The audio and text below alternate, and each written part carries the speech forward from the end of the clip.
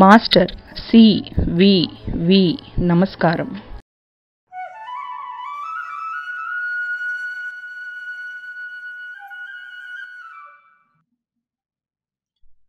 Master CVV. నమస్కారం.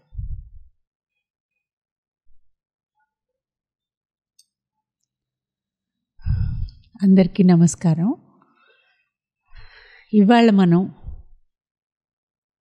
శ్రీ అరవిందుల Ashwapati traveller of the వరల్డ్స్లో ఒక చాలా చీకటితో నిండి ఉండి గాఢాంధకారం అలుముకున్నటువంటి ఒక ప్రపంచం గురించిన వర్ణన చదవబోతున్నాము. ఆ చాప్టర్ పేరు ద డిసెంట్ ఇంటూ నైట్. రాత్రిలోకి వెళ్ళి డిసెండింగ్ ఇంటూ ద నైట్, అక్కడ అశ్వపతి ఏం చూశారు అని. దీనికి తాతయ్య గారు సావిత్రిలో 7వ అధ్యాయం అని చెప్పారు. 200 పేజీ నుంచి 221 పేజీ వరకు ఉంది ఇది. ఈ 7th చాప్టర్కి తాతగారు పేరేమీ పెట్టలేదండి. దీన్ని 7వ అధ్యాయం అని వదిలిపెట్టారు. ఇది ఎందుకు పెట్టలేదు, దీనికి ఒక పేరు, మిగిలిన చాప్టర్స్ అన్నింటికి ఒక పేరు పెడుతూ ఉన్నప్పుడు అనేలాగా అనుకుంటే అయ్యుండకపోవచ్చు. కానీ బహుశా ఈ చాప్టర్లో 2 చోట్ల తాతగారు ఏం చెప్పారంటే, ఇది చాలా దుఃఖాంతమైన ప్రహసనం, చాలా వేదన కలిగించిన ప్రహసనం. తాతగారికి చదువుతుంటే ఏ యోగికైనా ఆ యోగా జర్నీలో ఈ చోట్లకు వెళ్ళటం కూడా తప్పదుట. అంతర్ముఖమై అంతర్యాత్ర అయినా సరే, into the Sons of darkness, the Kingdom of darkness, the Kingdom of the night, complete darkness, where God, truth, light, ఆనంద అనే వాటికి ఆపోజిట్స్ ఉంటాయి తప్ప గాడ్, ట్రూత్, లైట్, ఆనంద అనే ఆలోచన కూడా ఉండనటువంటి లోకాలన్నమాట. ఈ 7వ చాప్టరు 8వ చాప్టర్ కూడా అటువంటివే.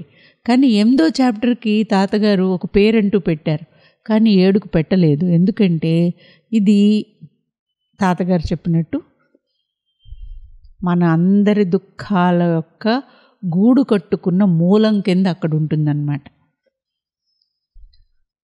కరుడు కట్టిన అంధకారం, కరుడు కట్టిన అజ్ఞానం, కరుడు కట్టిన మూర్ఖత్వం, దాని నుంచి వచ్చే లక్షణాలన్నీ కూడా. మరి ఇక్కడికి ఎందుకు వెళ్ళాలి?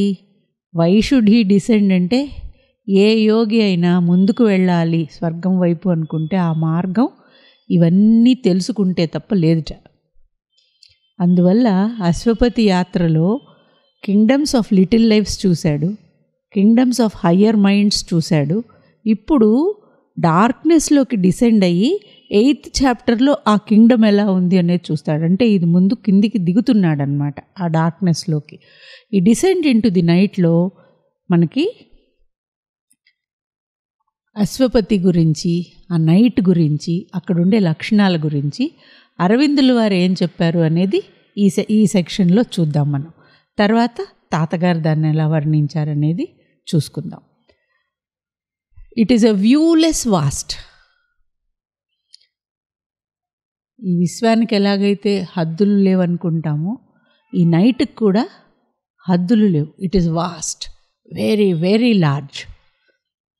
వ్యూలెస్, చీకటి కాబట్టి దాని అంచులు ఎక్కడున్నాయి అనేది కూడా మనకి తెలిసే అవకాశం లేదు. అక్కడ వెలుగు కిరణాలు లేవు అనేలాగా అందులోకి వెళ్తున్నాడు తడుముకుంటూ.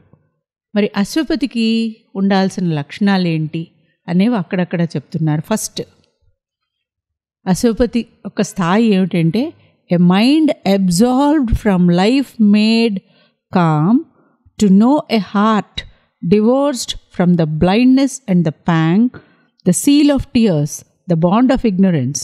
He turned to find that wide world failure's cause. Descent of the night ఎందుకు చేస్తున్నాడు అశ్వపతి? ఎటువంటి వాడు అంటే, a mind absorbed from life made com,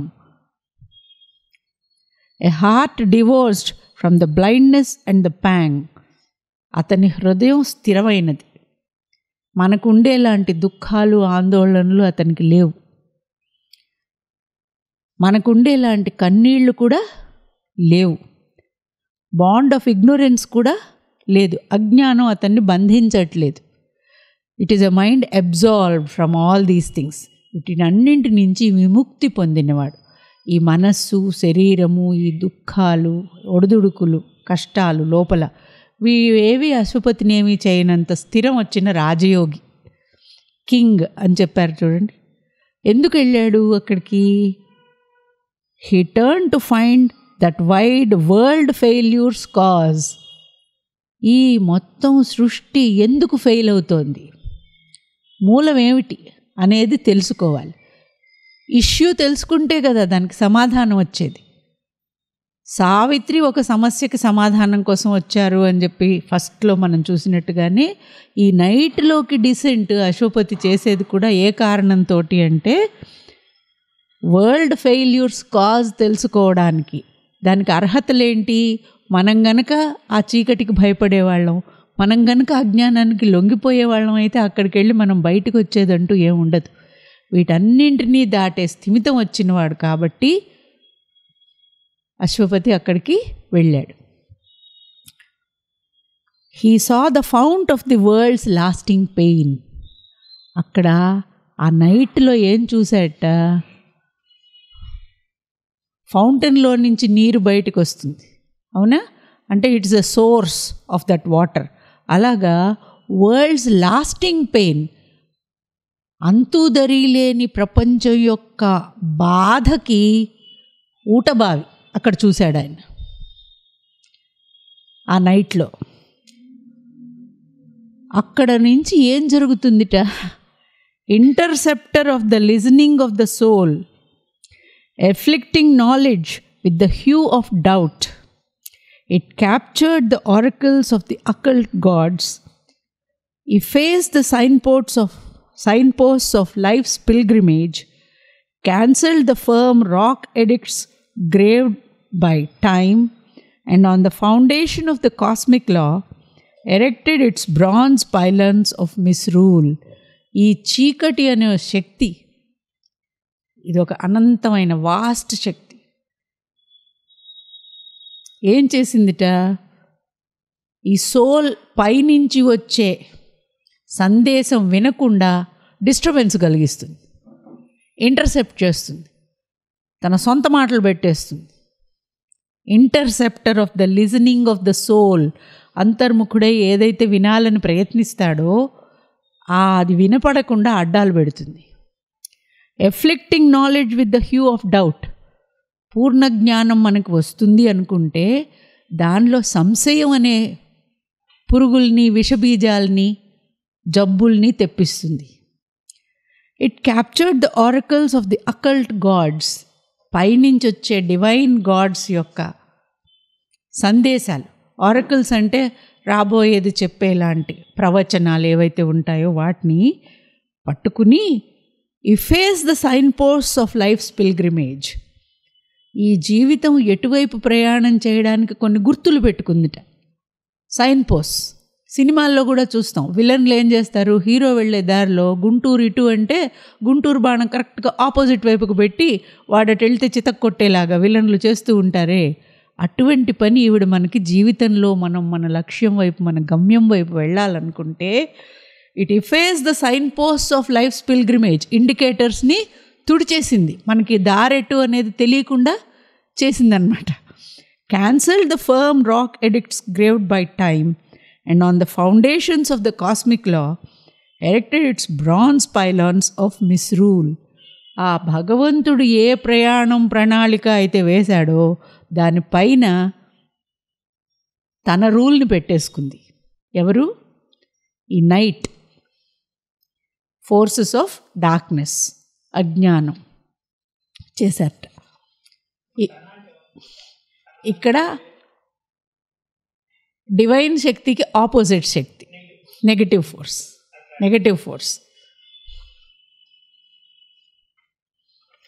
ఈ నెగటివ్ ఫోర్స్ వెనకాతలు కూడా ఆయన ప్లాన్ ఉంది అనేది మనకి తెలుస్తుంది. కానీ ఇప్పుడు భిన్నంగా చూసేటైతే మనం అందరం దేనికి లోబడి ఉన్నాము? మాయకి లోబడి ఉన్నాం, అజ్ఞానానికి లోబడి ఉన్నాం. ఈ మాయ, ఈ అజ్ఞానం, ఈ అంధకారం ఉందే, దీని మూలానికి వెళ్ళాడనమాట. Out of the chill steppies of a bleak, unseen, invisible, wearing the night's grey mask, arrived the shadowy, dreadful messengers, invaders from a dangerous world of power, ambassadors of evil absolute. ఈ మాయ యొక్క ప్రభావం మన భూమి మీద కూడా చాలా ఉంటుంది, ఈ అజ్ఞానం యొక్క ప్రభావం. దాన్ని ఏం చెప్తున్నారు? Invaders from a dangerous world of power, ambassadors of evil absolute. భగవంతుడు సచ్చిదానంద స్వరూపుడై absolute power, absolute ananda, absolute bliss, truth. Absolute ట్రూత్కి ఆపోజిట్ అబ్సల్యూట్ ఫాల్స్హుడ్, అబ్సల్యూట్ ఆనందాకి ఆపోజిట్ అబ్సల్యూట్ పెయిన్, గ్రీఫ్. ఇలాగా ఆయన లక్షణాలని రివర్స్ చేసిన లోకం అన్నమాట ఇది. All evil starts from that ambiguous phase of this ignorance. Ambiguity, ఏది క్లారిటీ ఉండదు, అంతా మసక మసక, అంతా చీకటిలాగా ఉండే ఇక్కడి నుంచే ఈవిల్, దుష్టత్వం అంతా కూడా ఇక్కడి నుంచి ఉద్భవించి, ఇంతకు ముందు కూడా చెప్పారు, ఎక్కడైతే సోల్ లేకుండా ఉన్న మనుషులు ఉంటారో అక్కడ వీళ్ళ ఇన్ఫ్లుయెన్స్ ఉంటుంది, నెగటివిటీ ఎక్కడైతే ఉంటుందో అక్కడ వీళ్ళ ప్రభావం కనిపిస్తుంది అనేలాంటి ఈ ఫోర్సెస్ గురించి ఆయన డిసెంట్ ఆఫ్ ది నైట్లో కిందికి వెళ్తూ ఉంటే తర్వాత చెప్తారు, కిందికి జారడం అనేది చాలా తేలికట, పైకి ఎక్కటం అంటే కష్టం. ఆ వర్డ్స్ కూడా తర్వాత చదువుతాను. కాబట్టి ఎవరు అడ్డు పెట్టట్లే, ఇటు ఎందుకు వెళ్తున్నావని, రా ఇంకా రా బాబు రా అన్నట్టుగా పిలుస్తారట చెడు వైపుకి. కాబట్టి ఆయన వెళ్తూ ఉన్నప్పుడు ఏం చూశాడు అనేలాగా descending in to the night, కిందికి దిగేటప్పుడు ఎటువంటి శక్తుల్ని చూశాడు, వాళ్ళ లక్షణాలు ఏంటి అనేవి చెప్తున్నప్పుడు, ominous beings passed him on the road whose very gaze was a calamity, alluring beauty like a snare. ఈ లోకాలకి దిగజారుతూ ఉన్నప్పుడు అక్కడ సెన్సెస్కు ఉండే అట్రాక్షన్స్ చాలా ఎక్కువగా ఉంటాయన్నమాట. మైండ్, హార్ట్ కంటే ఫిజికల్ అట్రాక్షన్స్ చాలా ఎక్కువ ఉంటాయి. ఎవరైనా వాటికి పొరపాటున లోబడితే ఇంకా అక్కడే ఉండిపోయేలాగా అవుతూ ఉంటారు. But he alone discerned that screened attack. అంటే పైకి మంచిగా ఉండి మంచి మాటలు మాట్లాడుతూ తేనె పలుకులు ఒలుకుతూ వెనకాతల కత్తులు పెట్టేవాళ్ళు అనమాట అక్కడ ఉండేవాళ్ళు. ఆ విచక్షణతోటి, డిజర్నింగ్ నేచర్ అంటే ఏది మంచి ఏది చెడు అనే డిజర్నింగ్ యాటిట్యూడ్ ఉంది కాబట్టి ఆ స్క్రీన్డ్ అటాక్, ముసుగు, మంచి అనే ముసుగులో, అందం అనే ముసుగులో వస్తున్న ఆ విషాన్ని కాదు అనగలిగాడు అశ్వపతి. ఇంకా కిందికి వెళ్ళాట. No man's land of evil air, a border land between the world and hell. ఇంకా కిందికి వెళ్తే హెల్కి ఈ ప్రపంచానికి మధ్య ఉండే బార్డర్ ల్యాండ్, పొలిమేర దగ్గరికి వెళ్ళాట. There unreality was nature's lord. అక్కడ సత్యం లేదు, వాస్తవం అన్నది తావే లేదు, అంతా కూడా అవాస్తవం, మిథ్య, దుఃఖం, ఆ లక్షణాలు ప్రబలి ఉన్నాయి. ఎలూఫ్, it's influence entered everywhere and left a cloven hoof mark on the breast. అంటే మనకి క్రిస్టియన్ మైథాలజీలో క్లోవెన్ హూఫ్ అంటే సాటన్కి గుర్తు కింద చెప్తారనమాట. చీలిన పాదం కింద ఉంటుంది అట్లా, ఆ గుర్తుని సాటన్కి సింబల్ కింద అంటారు. ఈవిల్కి ఈయన ఇక్కడ దాన్ని సింబల్ కింద వాడి ఆ క్లోవెన్ హూఫ్ అనేది ఎవరికైనా అర్థమైపోతుంది. క్లోవెన్ హూఫ్ అనగానే ఈవిల్, చెడు అనేది. It left a cloven hoof mark on the breast. ప్రతి చోట ఎలూఫ్ ఉండటం విడిగా ఉన్నది, ఆయనలాగానే ఇది విడిగా ఉంది. కానీ ఆయన ఎక్కడైతే ఎలాగైతే అంతర్యామిలా ఉన్నాడో ఈ నెగటివిటీ కూడా ఇట్స్ ఇన్ఫ్లుయెన్స్ ఎంటర్డ్ ఎవ్రీవేర్. దాని ప్రభావం ఈ ప్రపంచం అంతా వ్యాపించి ఉంది. తన ముద్ర వేసింది మనందరి మీద కూడాను, మన గుండెల మీద. ఇప్పుడు ఆవులకి దూడలకి పైన ఒక ముద్ర వేస్తారు చూడండి, అలాగ మనందరం తన సొత్తు అన్నట్టుగా ముద్ర వేసిందిట. మన దగ్గరికి రావడానికి 2 మార్గాలు ఎన్నుకుంటుందిట ఆ శక్తి, ఆ నెగటివ్ ఫోర్స్. అశ్వపతి గమనించి చెప్తున్నాడు, an ominous tread softened its dire footfall, that none might understand or be on guard. None heard until a dreadful grasp was close. ఆ శక్తి ఎటువంటిదంటే చీకటిలో దొంగగా శబ్దం లేకుండా నిశ్శబ్దంగా వచ్చి టక్కని పట్టుకుంటుందన్నమాట తన విక్టిమ్ని. అంటే వాడికి ప్రిపేర్ అవ్వడానికి, నా మీదికి వీడు దూకుతోంది అని తెలిసే అవకాశం ఇవ్వకుండా వచ్చే పద్ధతి ఒకటి. రెండోది ఏంటి, the fiend was visible but cloaked in light. He seemed a helping angel from the skies. రెండోది ఏమిటంటే గుర్తుపట్టడానికి వీల్లేని మారువేషం వేసుకుంటుంది. ఈ రాక్షసి, ఫియండ్ అంటే రాక్షసి, పిశాచి అనేలాగా వస్తుంది. నెగటివ్ ఫోర్స్ ఏం చేస్తుంది, కనిపిస్తుంది. ఎలా కనిపిస్తుంది, వెలుగు అనే ఒక ముసుగేసుకుని ఆకాశం నుండి దిగి వచ్చిన దేవత అనేలాంటి ముసుగేసుకుని కనిపిస్తుంది. Armed untruth with scripture and the law, deceived with wisdom, with virtue slew the soul. అంటే వేదాలు, మామూలుగా తెలుగులో ఏదో అంటారు, దెయ్యాలు వేదాలు వల్లించినట్టు అనేలాగా, అలాగా వేదాలు వల్లిస్తుందిట, నియమాలు చెప్తుందిట ఈ శక్తి. జ్ఞానం అనే ముసుగులో వీళ్ళ ఆత్మల్ని తన వైపుకి తీసుకుంటుందిట. And led to perdition by the heavenward path. స్వర్గానికి వెళ్తున్నారు అనుకునే భ్రాంతి చేసి వాళ్ళని హెల్లోకి తీసుకెళ్తారు. 2 రకాలుగా కూడా ఈ నెగటివ్ ఫోర్స్ ఈ భూమి మీద it is everywhere. Its world is everywhere. Its roots are there. ఒక్కొక్కసారి చూస్తే ఈ లక్షణాలన్నీ మన దగ్గర చాలామందిలో కనిపిస్తాయి అనేది మనం గుర్తించేలాగా ఉంటుందన్నమాట. అక్కడ ఉండే వాసులు, జీవులు యొక్క లక్షణం ఏమిటి, all who were there lived for themselves alone. అక్కడ మన అన్న పదానికి తావే లేదు.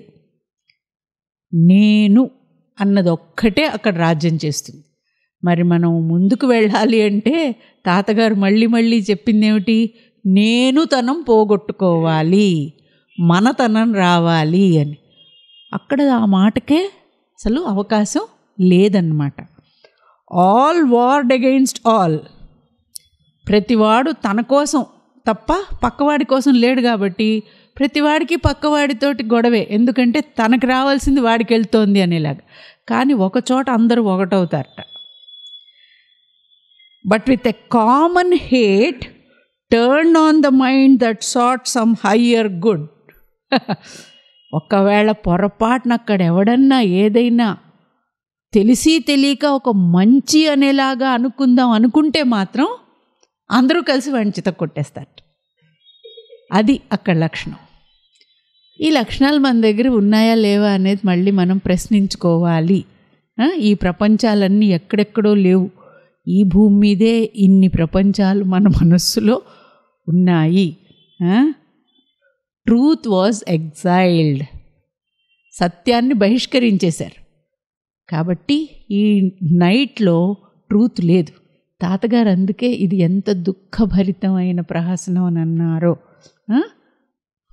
అర్థమవుతోంది. చాలా బాధాకరమైంది. అక్కడ అరవిందులు వారు ఏం చెప్తారంటే, Ashwapati saw a city of ancient ignorance. చాలా ప్రాచీనమైన ఒక నగరం కనిపించిందిట.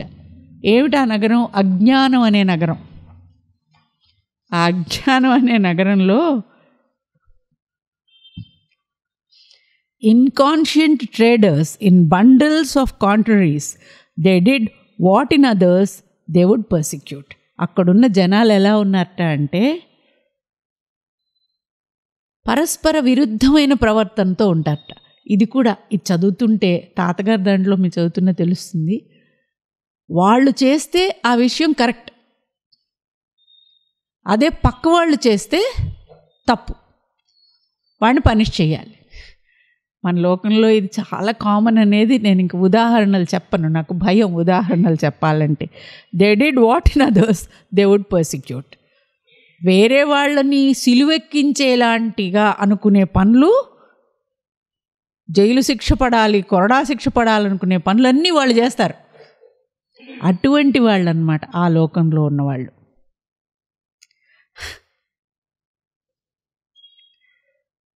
అక్కడ ట్రూత్ వాజ్ ఎగ్జైల్డ్ అని చెప్పారు కదా, సత్యం అనేది లేదు. ఇంకా సత్యాన్వేషి, ఆత్మజ్ఞానం కావాలనుకునే వాళ్ళు అసలు hooted by the crowd, mocked by enlightened wits, spiritual seeking wandered outcast. అంటే ఆత్మజ్ఞానం కావాలి అని ఎవరన్నా అనుకున్నారంటే వాడు వెలేసేసి చంపేయడమే వాడిని. హూటెడ్ బై ద క్రౌడ్స్ అంటే అందరూ రాళ్ళేసి కొట్టి వెంటబడి చంపేస్తారట. ఇది కూడా మన చరిత్రలో ఉన్నవే. ఇప్పుడు ఇటువంటి చోట మరి ఆత్మజ్ఞానం కోసం వచ్చే traveller, here must the traveller of the upward ways for daring hell's kingdoms winds the heavenly route. స్వర్గానికి వెళ్ళాలంటే ఆ దారి స్వర్గంలాగా బెడ్ ఆఫ్ రోజెస్ కాదట, స్వర్గం వైపు వెళ్ళాలనే దారి ఈ నరకంలో నుంచి ఉంటుందిట. ఈ నరకయాతనలన్నీ పడ్డాకే అక్కడికి వెళ్తారట. కాబట్టి the traveller of the upward way, Ashwapati లాంటి వాళ్ళు, రాజయోగులు ఈ మార్గంలో ఉన్నవన్నీ తెలుసుకుని వాటికి లొంగకుండా ముందుకెళ్ళాలి. Pause or pass slowly through that perilous space, a prayer upon his lips and the great name.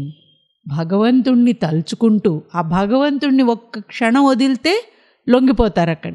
కాబట్టి అనుక్షణం ప్రార్థన అనేది లోపల అంతర్గతంగా చేసుకుంటూ, అదొకటే వెలుగు అక్కడ, ఇంక వేరే వెలుగేది ఉండదు. కాబట్టి ఆ ఒక్క వెలుగుని వదలకుండా పెట్టుకుని వాళ్ళు ముందుకి వెళ్ళాలి చిన్నగా.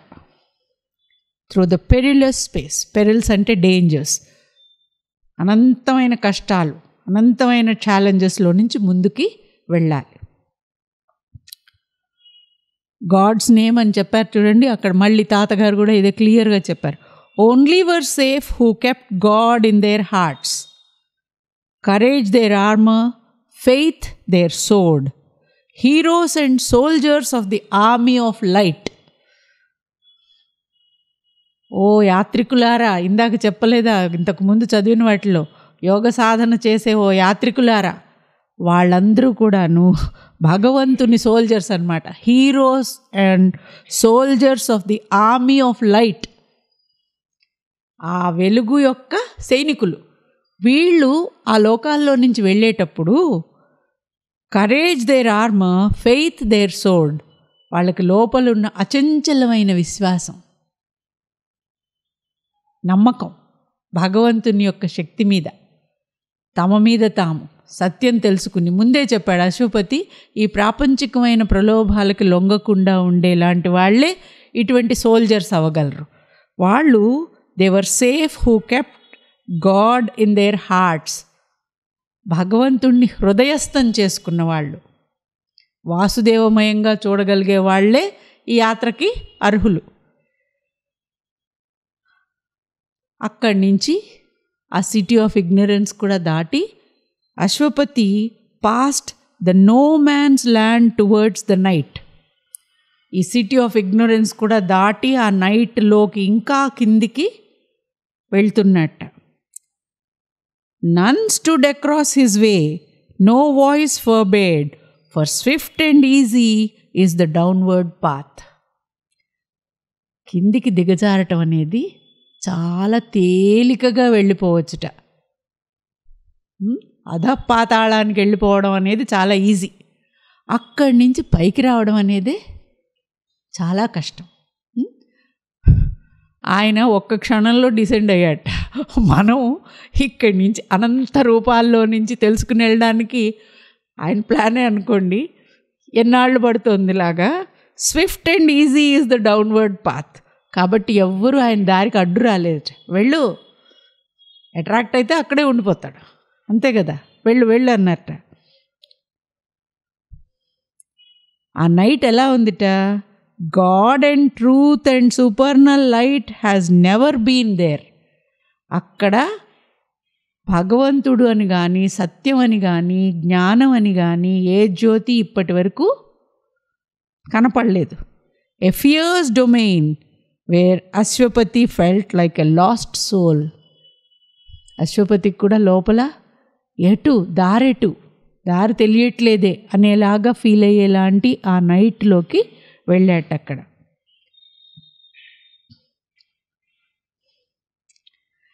A race possessed inhabited those parts, a force demonic lurking in man's depths. కాబట్టి ఆ నైట్ ఎక్కడుంది? మానవుడి హృదయాంతరాళాల్లోనే ఆ నైట్ కూడా ఉంది. ఆ నైట్లో నుంచి వెళ్ళాలి. ఈ నైట్ ఏం చేసిందిట? She made wildness great and sublimated filth. అంటే ఇది కూడా మనకి ఇక్కడ కనిపిస్తుంది. వెకిలిగా ఉండటం, క్రూరంగా ఉండటము అనేది ఫ్యాషన్. అది చాలా గొప్ప. అసభ్యకరమైన మాటలు మాట్లాడటము అనేది గొప్ప.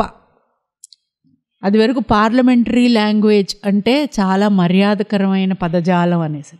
ఇప్పుడు పార్లమెంటరీ లాంగ్వేజ్ అంటే ఏదైనా మాట్లాడేయచ్చు, బూతులు అనేలాగా వచ్చింది చూడండి. అదంతా కూడా ఆవిడ చాలా సంతోషంగా చూస్తూ ఉంటుంది. ఇలాగే మాట్లాడాలి, పెద్ద మనుషులు ఉన్నవాళ్ళు బూతులు మాట్లాడతారు అనే, వాళ్ళు పెద్దవాళ్ళు కాబట్టి మాట్లాడతారండి అనేలా వింటుంటామే, బాధ కలుగుతుంది అది. కానీ అది ఆవిడ ఆశీస్సులతో వచ్చే సంస్కృతి అన్నమాట అది. అటువంటి లోకం అది. The world was probed for jets of sense appeal. ఇది కూడా అంటే ఇంద్రియలోలత్వమే ఆనందం, అదే సత్యం. ఆ ఇంద్రియలోలత్వానికి ఏవి అంతులంటూ లేకుండా ఉండే ప్రపంచం అది. అక్కడ Ashwapati was alone with the grey python night. ఇక్కడ ఒక పెద్ద డిస్క్రిప్షన్ ఇచ్చారనమాట. పైథాన్ ఏం చేస్తుంది? పైథాన్ అంటే మామూలు పాము కాదు, కొండ చిలువ. ఆ కొండ చిలువ ఒక మనిషిని మింగేసి లోపల ఇంకేముంటుంది, వెలుగే ఉండదు కదా, ఇలా చుట్టి చుట్టి చుట్టి మనిషిని పిప్పి చేస్తుంది. అటువంటి పైథాన్ నైట్ అంటే ఎంత పెద్ద జీవినైనా మింగేయగలదు, అంధకారంలోకి తీసుకెళ్ళిపోగలదు, తనలో ఇమిట్ చేసుకుని ఇంకా బయటికి రాకుండా చేసేలాంటిదన్నమాట. ఆ పైథాన్ డిస్క్రిప్షన్ తోటి అశ్వపతి ఆ పైథాన్ లాంటి నైట్లో నుంచి ఎలా బయటకు వచ్చాడు. పైథాన్లోకి వెళ్ళి కూడా బయటకు వచ్చిన వాళ్ళు కూడా ఉన్నారు, సజీవంగా బయటకు వచ్చిన వాళ్ళు నిజ జీవితంలో పైథాన్లతో కూడా. అటువంటిది ఇది ఒక యోగిక్ దీంట్లో ఎక్స్పీరియన్స్. ఆ python, the grey python night, he was alone there. His being from its own vision disappeared. ఇది కూడా తాతగారు చాలా వివరంగా చెప్పారు. తనెవరో తనే మర్చిపోయాట అశ్వపతి అక్కడికి వెళ్ళిన తర్వాత. అప్పటి వరకు నేను ఒక యాత్రికుణ్ణి ఇలా వెళ్తున్నాను అనేలాంటి ఇది కూడా తనని తానే స్పృహ పోయేటట్టుగా అయిపోయిందనమాట అక్కడికి వెళ్ళిన తర్వాత. A lifeless vacancy was now his breast. And in the place where once was luminous thought, only remained like a pale, motionless ghost, an incapacity for faith and hope. సంపూర్ణంగా నిరుత్సాహము, అంధకారము, తనెందుకు యాత్ర ప్రయాణం మొదలుపెట్టాడు అనేది కూడా మర్చిపోయేలాగా అవుతుందిట జీవికి అక్కడ. బట్ అన్నారంటే మనకి తెలిసిపోతుంది. He endured. ఆ కష్టాన్ని కూడా ఓర్చుకున్నాడు, అధిగమించాడు. Stilled the vain terror. Vein ఎప్పుడైందంటే ఆ భయము తన మీద ప్రభావం చూపించలేదు కాబట్టి ప్రభావహీనమైన భయం అన్నాడు. అంత ధైర్యం లేదనుకోండి, ఆ టెర్రర్ మనని గ్రిప్ చేసేస్తుంది. బట్ అన్నారు చూడండి, మనం కూడా ఒక డ్రామా చూస్తుంటే ఇంకా అశ్వపతి కూడా అక్కడ ఇరుక్కుపోతాడా, ఓడిపోతాడా, ఈ ప్రయాణం ఏమవుతుంది అనిపించేంతగా ఆ పైథాన్ వర్ణన చేసిన తర్వాత బట్ హీ ఎండ్యూర్డ్, స్థిరత్వం తెచ్చుకున్నాడు, ధైర్యం తెచ్చుకున్నాడు. Stilled the vain terror. నిష్ప్రయోజనమైన భీతి అంటున్నారు. అది నిష్ప్రయోజనం ఎందుకైంది అంటే అశ్వపతిలో దాన్ని అధిగమించేటువంటి స్థిమితం ఉంది కాబట్టి. He still the vain terror, bore the smothering coils of agony and affright. The smothering పిండేస్తుంది. పైథాన్ ఏం చేస్తుంది, లోపలికి తీసుకుని ఆ జీవిని ఇలాగ పిండుతుంది. అలాగా అశ్వపతిని the coils of agony and affright, భయం అనే కాయిల్స్ చుట్టలు, యాగనీ పెయిన్ అనే కాయిల్స్, బాధ భయం అనే చుట్టల్లో అశ్వపతిని చుట్టేయడానికి చూసింది నైట్. కానీ ఆ చుట్టల్లో నుంచి బయటికి వచ్చాడు స్థిమితంతో. Then peace returned and the soul's sovereign gaze. అంటే అలా పూర్తిగా ఆవిడలోకి వెళ్ళినట్టుగా అయ్యి బయటికి వచ్చాడు. మనకి హనుమంతుడు సముద్రం మించి వెళ్తున్నప్పుడు కూడా ఆ రాక్షసి నోట్లోకి వెళ్ళి బయటికి వచ్చాడు అన్నట్టుగా వెళ్ళి అశ్వపతి ఈ నైట్ లోపలికి బయటికి వచ్చాడు. దెన్ పీస్ రిటర్న్డ్, శాంతి వచ్చింది. And the soul's sovereign gauge, మళ్ళీ తన దృష్టి తనకు వచ్చింది, స్థిమితం వచ్చింది. అక్కడ అశ్వపతి ఏం చూశాడు అంటే mighty and mute the godhead in him woke and face the pain and danger of the world. అక్కడ అశ్వపతిలో తనలో ఆ సోల్ అవేకెన్ అయిన తర్వాత ఎంత అనంతమైంది ఆ బాధ అనే అనుభవం అశ్వపతికి తెలిసింది. చెప్పుకోలేని బాధ, మ్యూట్. ఆ బాధకి మాటలు లేవు, చెప్పుకోలేదు. అనంతమైన mighty very strong mute pain. The godhead in him woke and face the pain and danger of the world. ఈ ప్రపంచానికి ఈ దుఃఖం ఎందుకు ఫేస్ చేస్తున్నాము, ఎక్కడుంది దీని మూలము అనేది తెలుసుకోవడానికే కదా వెళ్ళాడు. కొంత అర్థమైంది. He mastered the tides of nature with a look. He met with his bare spirit naked hell. అప్పుడు తన సావరెన్ సోల్ అవేకన్ అయిన తర్వాత హెల్ ఇంక తన్నేమీ చేయలేదు. తన దృష్టితోటి హెల్ని ధైర్యంగా ఫేస్ టు ఫేస్ చూడగలిగాడు అశ్వపతి. అప్పుడు చూసినప్పుడు Sons of darkness, mother of evil, వాళ్ళందరి గురించిన వర్ణన నెక్స్ట్ 8th చాప్టర్లో చెప్తారనమాట. ఇప్పుడు ముందు తాతగారు ఈ 7th చాప్టర్ని మనకు తెలుగులో ఎలా చెప్పారో సావిత్రిలోది చూసుకుందాము రేపటి సెక్షన్లో. నమస్కారం.